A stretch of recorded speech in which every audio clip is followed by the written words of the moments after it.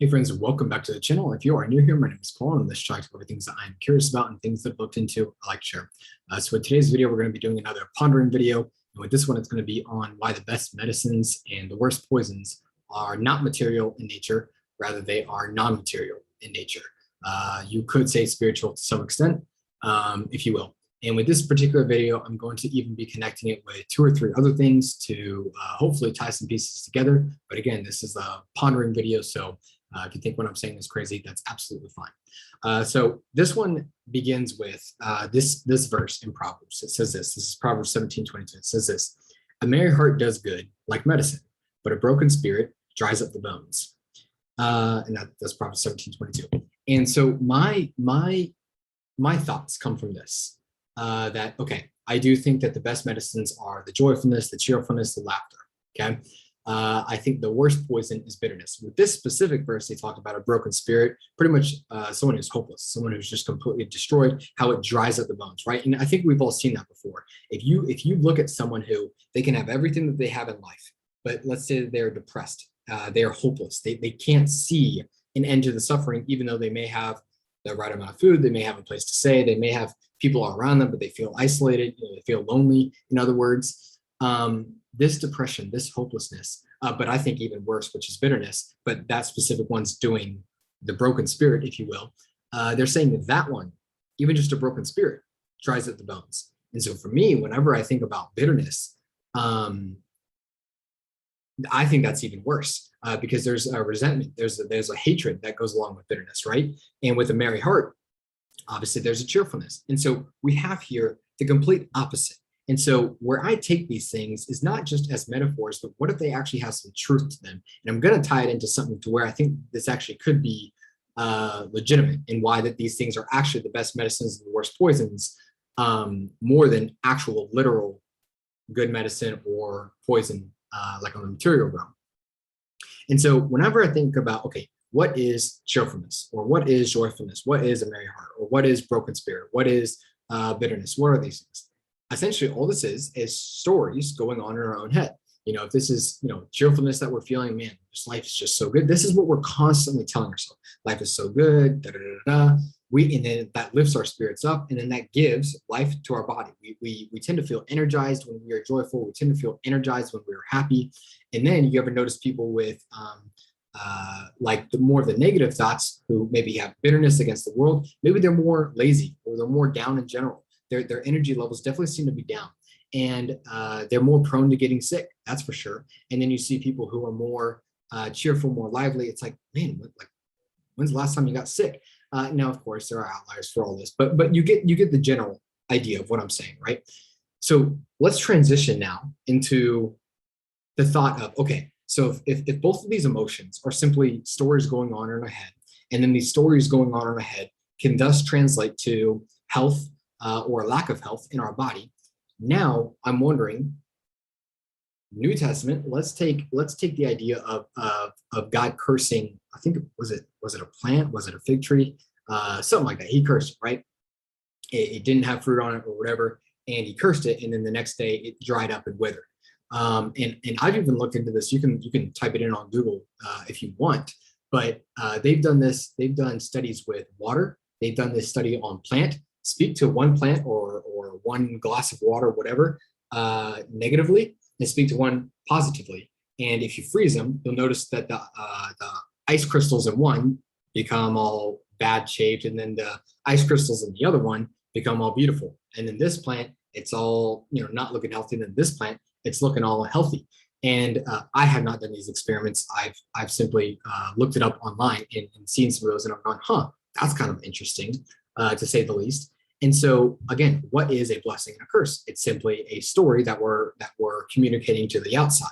And I was like, okay, well, that's interesting in relation to, okay, first with this health, it has to do with stories in our own mind, these blessings and these curses. This has to do with external storytelling, like, we are verbalizing, these thoughts, these emotions, these feelings that we have, and then they have effect on, what's going on with our environment. So then I even brought it into the level of, well, what do we see with human beings? We see the person who, they've been told in their life they're a failure, they're a nobody, they're nothing. Well, a lot of times, what do they end up being? They end up fulfilling that verbal curse, if you will. Now, some of them break that and they're like, no, screw it, I'm going to prove you wrong.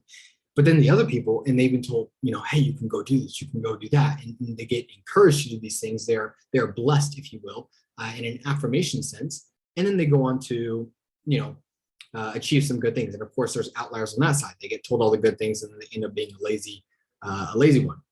So of course, there's outliers on both sides. But for the majority, you do see the effect of words having on people, right? And so this is where I'm really wondering again, if this has more of a little meaning than we give it, and if this is true, if it does have more of a little meaning than we give it, then it would show us that the non-material realm really does control the material realm, instead of it just being an only material. Like, okay, if I only get my vitamins, or only get my minerals, well then I'll be good. Get all my macros right, well then I'll be nice and healthy. But if the stories that we're telling ourselves is wrong, and this is where I'm also wondering too, and I've talked to my pops about this before. I'm like, if you've ever noticed in the Gospels, in the four Gospels that we have in the Bible, Jesus did healing with people, and it was all spiritual. He's not just like, okay, well, go eat this fruit and go eat, this diet, and then you'll be healed. It was almost always, a health problem or whatever was related to some spiritual cause, if you will. And that just seems so weird to me. I was like, huh, all these people are getting healed simply at his word. And, we can put that off to say, oh, well, that's just because he's God. But that's almost too easy of a dismissal. And this is where I'm really wondering. Well, if Jesus, a guy who operated in the most truest sense of the form, and he believed the truth, he was one with God, and he desires to bring us into that. Is that some of the things that is going back to relating to these stories that we're telling ourselves, these energy fields, if you will, if you relate back to my last video, that we're operating on? Does it more have to do with these positive things, and not positive in a sense of being positive for positive sake alone, because we know that anger is okay to feel too. But this is where I'm just wondering: is this merry heart, meaning this joyfulness, this cheerfulness, is it truly, because I think it is, the best medicine that we can have besides what we have in the material realm? Is this bitterness, or this broken spirit, this depression, is this truly the worst type of poison that we can have, because it's slow and it's slowly going to kill us? And I'll tell you what, even if you don't want to take any of what I said in the past, I don't know, 5, 6, I don't know how long we're talking, but this, any of that last part that I said, even if you don't want to take any of that as being connected, we do at the very least see it with older people, that the older person who is cheerful, man, they just seem to be more alive. The older person who is bitter, even though they're not dead and gone yet, they definitely do seem to be more dead while they're still living. And then you also see it too, even with people's bodies who are wearing away, they have hope at the end of their life. Man, they're just joyful, even though their body may not, still may not be able to function as it is. And then we have people whose bodies are functioning so well, but they got that bitterness, or they got that brokenness, and it's almost like, man, they can't utilize their bodies as much as they could because of what's going on the emotional level. And that's what I'm wondering, if this carries over. If you have a person who's so aligned on those emotions, on those feelings, and just in truth, really, with the power of these things, like a guy like Jesus, is this where then he could, when he's then speaking to others and saying, be healed, and casting demons out and whatever, does this have to do with him because he's more aligned? He's more aligned with the truth of what really controls reality. Not saying that emotions control reality, by the way, but just saying in general, like what really controls reality being the non-material, and then the non-material being able to influence the material. Is that where some of this stuff comes into? And the reason why I'm questioning any of these things in the first place, by the way, even though the dots in my head may not perfectly work out as I'm trying to explain this, again, I'm just trying to bring forth some of this conversation, because I think when we read the Bible, or when we read anything spiritual or mystical, it just seems so out there and woo-woo, especially to us in the in the West, we just don't see hardly any of this stuff. I feel like in the East, more of the stuff happens. They operate on that level more, but in the West, it's like we only believe in the material realm. And so this is me just pondering, just thinking about, is this how this stuff connects? Is this why we see these certain things in the Bible? Is this why we hear these certain stories that, if we're not able to connect these things, well, then we don't know what to make of them, so we dismiss them.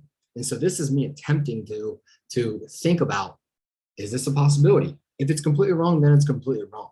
But is this a possibility of how these things connect, on why it is true that our thoughts and our beliefs truly do influence the material realm, instead of having it be only the material realm that we need to account for? Are we depressed? Oh, this is just because these chemicals are off, so we'll just give you this pill. Well, what if it's something else?